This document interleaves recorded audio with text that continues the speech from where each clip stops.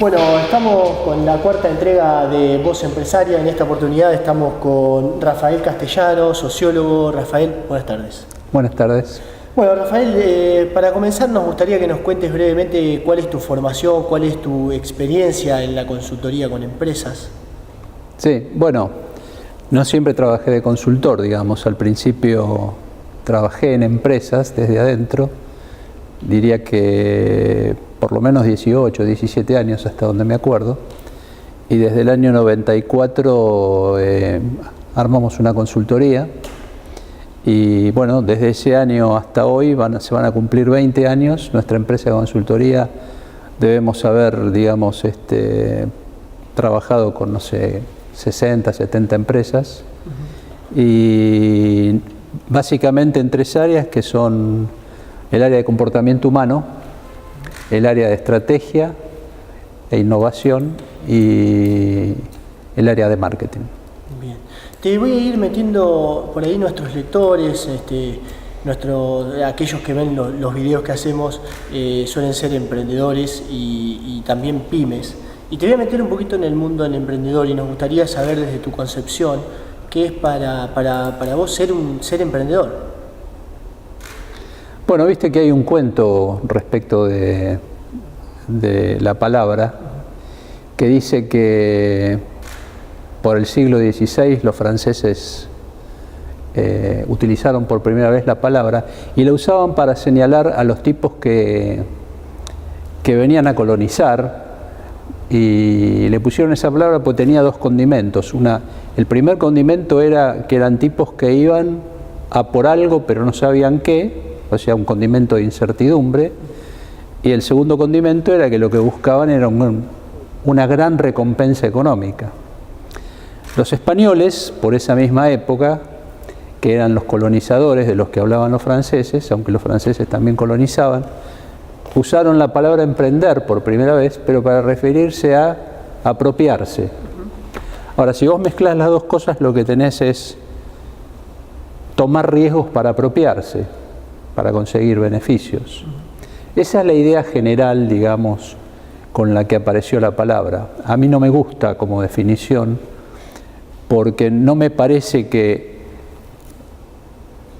por más que tomar riesgos es una característica, o si vos querés la resiliencia es una característica que un emprendedor de alguna manera tiene que tener para asumir fracasos y seguir adelante, tomar riesgos para apropiarse para mí no refleja el espíritu de un emprendedor. Me parece que va por otro lado. ¿Y por dónde va? Bueno, la que a mí me gusta como definición va por el lado de que, digamos, yo diría que un emprendedor tiene que tener cuatro cosas. La primera es una orientación al valor. Un emprendedor es un tipo que básicamente confunde su identidad con el valor que crea para los demás. Construye su identidad con el valor que crea. Si no crea valor, su identidad no se siente pleno. Que no es la idea esta de apropiarse, porque apropiarse no era crear valor, era vamos a ver qué hay y nos llevamos lo que hay. La primera característica es esta, orientación al valor, fusión de la identidad con el valor, creado para otros en un mundo de intercambios de valor. Una segunda característica es un espíritu de artesanía. Digamos, para mí un emprendedor es el tipo que de alguna manera busca la perfección en lo que hace, es un obsesivo de lo que hace. A veces discutiendo con un amigo me decía, bueno, pero en la artesanía hay mucha rutina. Sí, pero es la rutina, es la obsesión por la perfección, esa rutina. Porque está emparentado con la otra. Si vos no creas valor, te puede importar o no importar. Un artesano no te da una pieza si no está seguro. No digo el artesano que vende artesanía, digo el artesano que se siente artesano. Si no está seguro que puede firmar esa obra, le puede poner su firma. El orgullo de ponerle la firma. La tercera cuestión es el estado de ánimo, ¿no? El emprendedor es un inconformista, por un lado, en el sentido de que el menú de opciones que se le ofrecen probablemente no lo satisfaga nunca y por lo tanto siempre está emprendiendo, pero emprendiendo no solo negocios, sino emprendiendo significa construyéndose a sí mismo y construyendo posibilidades para ser un sí mismo que es otro de lo que le ofrece la sociedad. Es un inconformista, un emprendedor. Sí. Ahora, no hay que confundir, a mí me parece que una confusión, bueno, me faltaba una cuarta, y ahora voy por la cuarta, que tiene que ver con el placer, digamos, ¿no? Yo veo muchos emprendedores que quieren emprender, pero sufren emprendiendo. Pero no el sufrimiento de gestionar lo que estás emprendiendo, los pros, los contras, sino sufren. Los tipos se definen emprendedores porque parece que está de moda ser emprendedor, pero después la pasan mal. Bueno, el emprendedor es un tipo que tiene placer por lo que hace. Ahora, hay una serie de malos entendidos, me parece, muy humildemente, ¿no? Por ejemplo, ¿qué es un emprendedor serial? Digamos, un emprendedor, si tiene espíritu de artesano, es un tipo que emprende una cosa, su foco está puesto en un área de problema, en una tecnología, en una especialización. Favaloro era un emprendedor. Favaloro quiso hacer medicina social en la Argentina, pero no quiso hacer tubos, máquinas, herramientas de diagnóstico, quiso hacer medicina. Si lo vamos a juzgar por cómo terminó la Fundación Favaloro desde el punto de vista de la gestión, no estamos viendo, digamos, toda la película, claro. Porque lo que hay que ver, digamos, es que logró traer medicina del primer mundo a mucha gente que no tenía acceso a ese tipo de medicina. Pero hizo una cosa, se enfocó en una cosa. Ahora se habla mucho de Steve Jobs, siempre, todo el mundo habla de Steve Jobs. Pero Steve Jobs no hizo 100 cosas. Se concentró en una plataforma y en las posibilidades de expansión de esa plataforma por vía de la convergencia tecnológica. Para mí no existen los emprendedores seriales, salvo que entendamos por un emprendedor un tipo que lanza empresas, y después las vende. Y entonces ahí volvemos a la idea de tomar riesgos y apropiarse. Pues yo hago una empresa pensando en cuánto la voy a vender y a quién se la voy a vender, eso no es ser emprendedor, eso es ser un oportunista. ¿No? Ahora, pensando en estas características que vos mencionabas, en estas 4, ¿qué pasa si yo, poniéndome en el lugar de un emprendedor, ¿no? Digo, alguien que quiere emprender, que se enfoca en algo, pero que no reúne estas 4 características o estas 4, ¿puede emprender igual? ¿Cómo se trabaja eso? Bueno, pero por eso yo antes te quería hacer alguna distinción respecto del sentido de la palabra emprender. Por ejemplo, mucha gente confunde emprender con ser independiente, con no tener jefes. Claro. Entonces soy un emprendedor porque hago mi propio emprendimiento. No, bueno, pero eso no es emprender, porque desde ese punto de vista cualquier cuentapropista, un abogado, un contador, un plomero, un kiosquero, serían emprendedores. Tienen un emprendimiento, usando la palabra en un sentido muy laxo, pero en realidad lo que están haciendo es una actividad cuyo camino ya está trazado por otros y donde ellos circulan porque ahí hay oferta y hay demanda y pueden construirse una vida y hasta construir vida de otros dando trabajo. Pero ser independiente no tiene mucho que ver con la idea de emprendedor.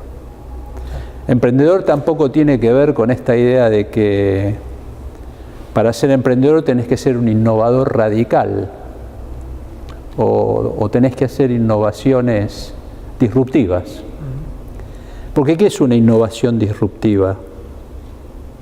Si vos me sacás los 10 casos que todo el mundo menciona, donde el sujeto que hizo la innovación era imprescindible para que la innovación ocurra, todos los otros casos de innovación disruptiva ocurren porque hay un montón de innovaciones incrementales, marginales, que en algún momento se encarnan en un tipo que las junta todas.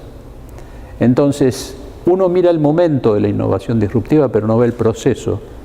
Y el proceso, en realidad, por ejemplo, en el Renacimiento en Italia, mucha gente dice, ¿qué cantidad de talento se juntó en ese momento en Italia? ¿Cómo puede ser que convivieran todos esos pintores, escultores, y todos al mismo tiempo? Bueno, existieron porque estaban todos al mismo tiempo. Y entonces se miraban, se copiaban, aprendían mutuamente, uno miraba lo que hacía el otro, lo aplicaba, y había un tipo que los tutelaba a todos, los Medici, poniendo plata.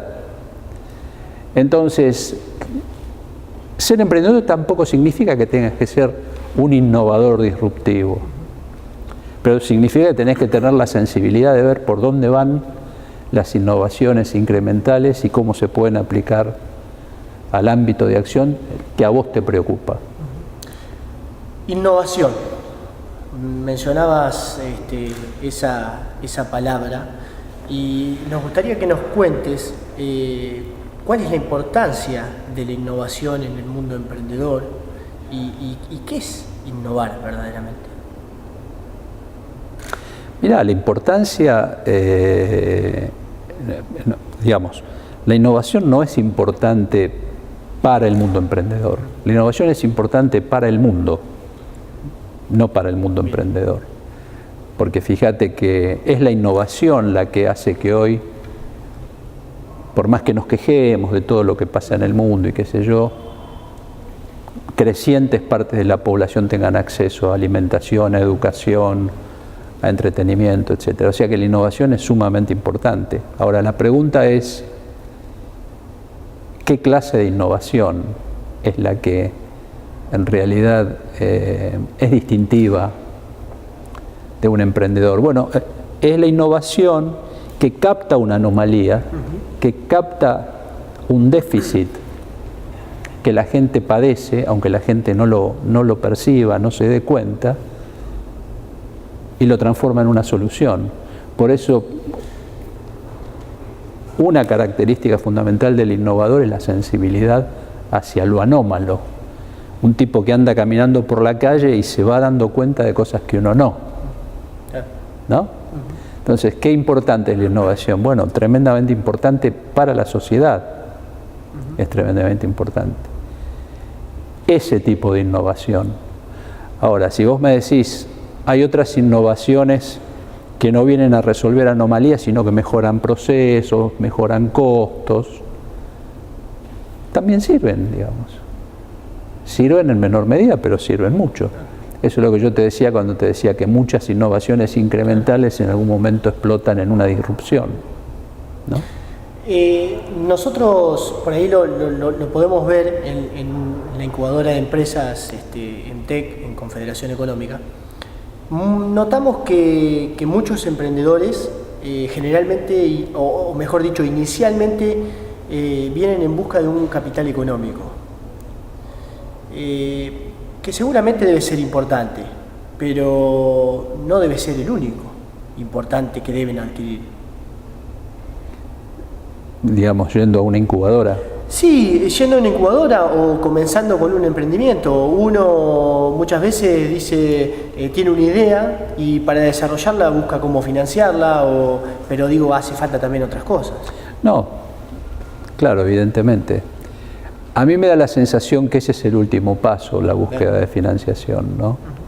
Pero para los emprendedores, por esto ahí va la pregunta, muchas veces ese último paso lo traen a lo primero. Digo, se comete un error, ¿cómo se maneja? ¿Qué le podemos decir? Bueno, lo que pasa es que depende de la circunstancia. Mucho emprendedor, no te olvides vos que la palabra emprendedor ahí no me gusta usarla, pero mucho tipo que está emprendiendo en realidad se está fugando de algo que no le sirve o que no le sirvió o que donde ya no puede estar. Entonces, al fugarse necesita hacer algo rápido. Yo te puedo dar un testimonio personal de esto, digamos. Yo cuando dejé de trabajar y mientras construía mi consultora, en un PowerPoint, en esa época no existía el PowerPoint, pero no importa, más o menos, sí. Inventé un restaurante y conseguí 18 inversores y perdimos $800.000. ¿Por qué? Porque inventé un restaurante en una noche, sentado en mi casa, el concepto, la idea, qué sé yo, y no la testé, no hice ningún tipo de profundización, nunca había estado en un restaurante que no sea para comer, ninguno de los 18 inversores había estado nunca en un restaurante. Para que te des una idea de la pavada que hicimos, por ejemplo, se nos ocurrió hacer un menú porteño afrancesado, por ejemplo, una milanesa con mousse de limón. Imagínate el éxito que puede tener una cosa como esa. Bueno, hay mucho tipo que no se toma el trabajo de construir su proyecto. Y además de construirlo, de ponerlo en la perspectiva de otros y ver qué le rebota. Entonces van a pedir plata porque están apurados en ponerlo en funcionamiento, porque de eso no depende su identidad, sino que lo que depende de eso es qué va a comer el año que viene. Y entonces ahí es donde las cosas se confunden. Y por otro lado, va a buscar aprobación, porque el emprendedor, si vos le aprobás el proyecto de financiación, es como que le estás aprobando la idea. Entonces ahí él se queda más tranquilo de que la idea está bien, y de repente tampoco está bien, ¿no? Porque le diste la financiación. O sea, a mí me parece que lo primero que el tipo tiene que hacer es entender de verdad si esa idea que tiene agrega algún valor en algún campo de actividad, o si es una idea que maquilla ideas anteriores y que viene a repetir más de lo mismo, que yo diría, sin tener estadísticas, que es el 80-90% de los casos. Sí, por eso ahí apuntaba la pregunta. ¿Cómo cree usted o qué papel juega la motivación, las emociones al momento de construir un emprendimiento, de desarrollar una idea? Y bueno, para mí juega el papel central, porque lo que te decía antes, una de las 4 características de un emprendedor es cuál es el móvil. Entonces, cuando el móvil es construir una identidad valiosa para sí mismo a partir del valor que agregás a los demás, eso es todo motivación, eso es una emoción en estado puro. Entonces, ahora el problema es si las emociones son emociones buenas o emociones malas, porque por ejemplo hay tipos que se consideran emprendedores porque son militantes de una secta que hay en internet en la que ser emprendedor es construir capital personal, identitario, porque tenés 800.000 seguidores en internet, porque tuiteaste que estoy comiendo en casa con un amigo, ¿no?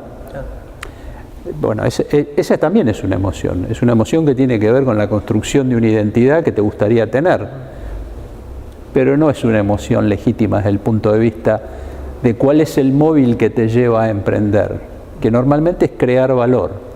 Fíjate que la mayor parte de los tipos que se dedican a innovación y emprendedorismo en Argentina no son emprendedores, son consultores. Es decir, si vos le preguntás qué emprendieron y cuántos fracasos tienen para contarte, no emprendieron mucho o nada. Entonces, bueno, si vos preguntás cuál es el rol de la emoción, y es definitorio, porque es la emoción lo que te mueve a ir por un camino donde no hay ninguna seguridad. Es más fácil trabajar en una empresa, vas a cobrar a fin de mes, cobrarás poco, mucho, te aplastará la burocracia, pero es más seguro. Ahora, para meterse en un camino que lo que promete es frustración tras frustración hasta llegar a un buen puerto, tenés que tener emociones muy fuertes y no emociones ilegítimas como esta de mostrar algo pero no realizar nada. Ahora pensaba en lo que vos me comentabas y digo, el arriesgarse, ¿cómo lo tomamos? O sea, porque también entra en juego esto de, usted me dice, bueno, la emoción juega un papel central, es el móvil, y ahí también entra el tema del riesgo. Claro, pero yo creo que, yo te decía que la resiliencia es muy importante para un emprendedor, porque el riesgo es grande. Ahora, una emoción equilibrada respecto del riesgo también es muy importante. Me parece que vos no te deberías sentar nunca a jugar al póker con 200 pesos. Porque el tipo que está enfrente sabe que tenés 200 pesos. Entonces, la primera mano va a apostar 1000 y te tenés que ir de la mesa. Entonces, ¿tomar riesgos? Sí. Pero, digamos, tomar riesgos poniéndolo dentro de la perspectiva temporal de lo que vos podés ir asumiendo y de los pasos que podés ir dando. ¿Por qué toman riesgos desmesurados muchos tipos que emprenden algo? Porque se apalancan en la plata de otros. Y bueno, ese es el problema, digamos, ¿no? como la plata al final no es de nadie, porque esos otros que te dan la plata tampoco tienen la plata, Sí. sino que lo que están haciendo es juntar plata a través de un fondo. Entonces, bueno, es sencillo conseguir la plata si vos tenés un proyecto más o menos presentable. Ahora, entonces la sensación de no tener riesgo también es una sensación falsa. Digamos, un emprendedor, por definición, es un tipo que toma riesgos también, ya lo dijimos. Y viene de la primera, ¿te acuerdas? Yo te decía, en el siglo XVI, la primera era ir a por todo en una condición de incertidumbre. Eso mucho no cambió, sacale el a por todo. Pero a mí me parece que los emprendedores más eficaces son los tipos que de alguna manera entienden que tienen que tomar riesgos, pero entienden qué riesgos pueden tomar y hasta dónde pueden tomar riesgos, porque a veces los buenos proyectos fracasan por tomar riesgos desmesurados adelante, digamos, no en el tiempo que corresponde. Rafael, ya para ir culminando con la entrevista, te voy a sacar un poquito del terreno emprendedor y te voy a llevar a la consultoría. Y acá quiero hacerte una pregunta, a ver si desde tu experiencia existe una diferencia en hacer una consultoría con una empresa grande, consolidada y una pyme. ¿Hay diferencia? ¿La consultoría es diferente? No tiene nada que ver una cosa con otra, digamos. Normalmente, bueno, las empresas grandes habría que dividir, yo diría, en empresas que están en mercados competitivos donde es necesario innovar y competir, de empresas que están en cotos de casa, digamos, que tienen un derecho que nadie más lo va a tener, que tienen un recurso que nadie más lo va a tener, etc. Las empresas grandes, desde ese punto de vista, y ahora ya me olvido de esa distinción, tienen por lo general en marcha ya procesos establecidos, políticas, programas, pueden ser buenos, malos, regulares, y normalmente van por la mejora de esas cosas. Y cuando hablan de programas de cambio, para darte un ejemplo, change management, ¿no? En realidad no son programas de cambio, lo que son programas que lo que intentan es mejorar marginalmente ciertas cosas y además están muy limitadas por las políticas de las casas matrices, con lo cual en un país periférico como este hacer consultoría en empresas grandes implica hacer pequeñas intervenciones en ámbitos muy puntuales en los que te van pidiendo que hagas intervenciones. En las empresas pyme te tenés que meter en el barro. Vas a estar con la familia, vas a estar con el dueño, con los sucesores, con los gerentes viejos que responden al dueño, con los gerentes nuevos que responden a los hijos, y vas a ser parte del conflicto. Te van a despellejar y tenés que tener vocación de dejarte despellejar si querés cambiar y ayudar a cambiar algo. El tipo que no hace consultoría en pymes, yo personalmente no hago consultoría en pymes, aunque hice consultoría en pymes, porque no me considero experto en ese tipo de situación, digamos. Por ahí no tengo los recursos emocionales para ese tipo de situación. Pero me parece que no tiene nada que ver una cosa con otra. Quiero agradecerte, ha sido muy interesante compartir los conceptos que nos has brindado, no solo para nosotros que también hemos aprendido, sino para todos los que nos van a mirar y nos van a leer. Te agradezco. No, al contrario, muchas gracias.